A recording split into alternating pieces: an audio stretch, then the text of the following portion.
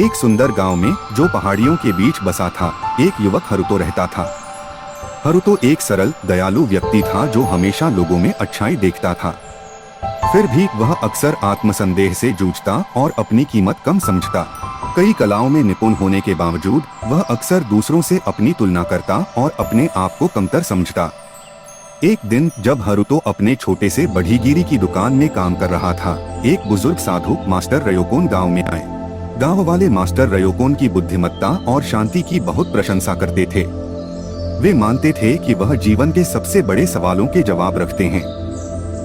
जिज्ञासु और मार्गदर्शन की तलाश में हरुतो ने समझदार साधु से मिलने का निर्णय किया। मास्टर रयोकोन एक चेरी ब्लॉसम पेड़ के नीचे बैठे थे। उसकी नाजुक पंखुड़ियां हल्की हवा में नाच रही थीं। हरुतो ने सम्मान पूर्वक झुककर पूछा, मास्टर, मैं अपनी कीमत कैसे पहचान सकता हूँ जब मैं हमेशा दूसरों से कमतर महसूस करता हूँ। समझदार साधु ने गर्मजोशी से मुस्कुराया और हरुतो को अपने पास बैठने का इशारा किया।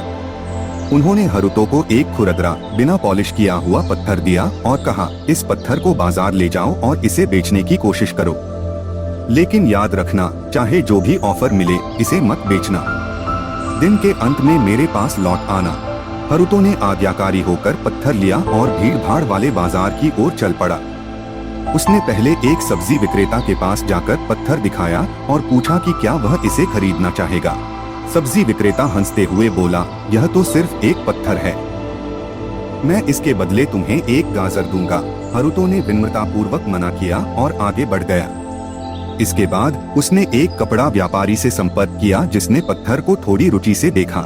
यह थोड़ा सुंदर है, लेकिन इसकी ज्यादा कीमत नहीं है, मैं इसके बदले तुम्हें एक कपड़ा का टुकड़ा दूंगा, व्यापारी ने पेशकश की। हरुतो ने फिर से मना किया और अपनी खोज जारी रखी। दिन भर हरुतो ने विभिन्न लोगों को पत्थर दिखाया, एक बेकर, एक मछुआरा, एक कुम्हार, लेकिन सभी ने समान प्रतिक्रियाएं दी। कुछ ने भोजन की पेशकश की, अन्य ने छोटे गहने, लेकिन किसी ने भी पत्थर की वास्तविक कीमत नहीं समझी। निराश होकर हरुतो सूर्यास्त के समय मास्टर रयोकोन के पास लौट आया। मास्टर रयोकोन ने धैर्यपूर्वक हरुतो की बात सुनी। उन्होंने धीरे से कहा, कल इसी पत्थर को एक जौहरी के पास ले जाओ और देखो वह क्या कहता है। अगली सुबह हरुतो गांव के सबसे अच्छे जौहरी के पास गया। जब जौहरी ने पत्थर देखा, उसकी आंखें आश्चर्य से फैल गईं। यह कोई साधारण पत्थर नहीं है, उसने आश्चर्य से कहा।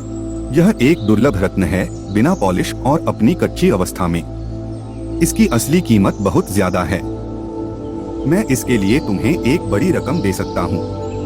हरुतो ने मास्टर रयोकोन की हिदायत को याद कर जौहरी को धन्यवाद दिया, लेकिन ऑफर ठुकरा दिया।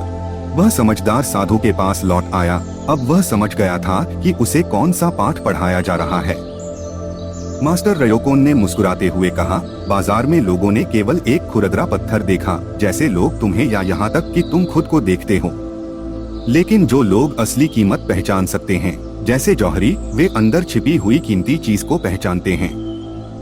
तुम्हारी कीमत दूसरों की राय या सही तुलना से निर्धारित नहीं होती है।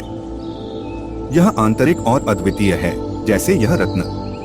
अपनी कीमत को पहचानो और आत्मसंदेह को, अपनी दृष्टि को धुंधला मत करने दो। हरुतो ने गहराई से झुककर धन्यवाद दिया। कृतज्ञता से उसका दिल भर गया। उसने समझ लिया कि वह अपनी कीमत को दूसरों के सही निर्णयों के आधार पर माप रहा था, जैसे बाजार के लोग। उस दिन से हरुतो ने अपनी प्रतिभाओं और अनोखेपन को गले लगाया और आत्मसंदेह को, अपनी आत्ममूल्य को छिपाने नहीं दिया। सालों बीत गए और हरुतो का आत्मविश्वास बढ़ता गया। वह एक महान बढ़ई बन गया, जिसे अपने सुंदर शिल्प और दयालु स्वभाव के लिए जाना गया।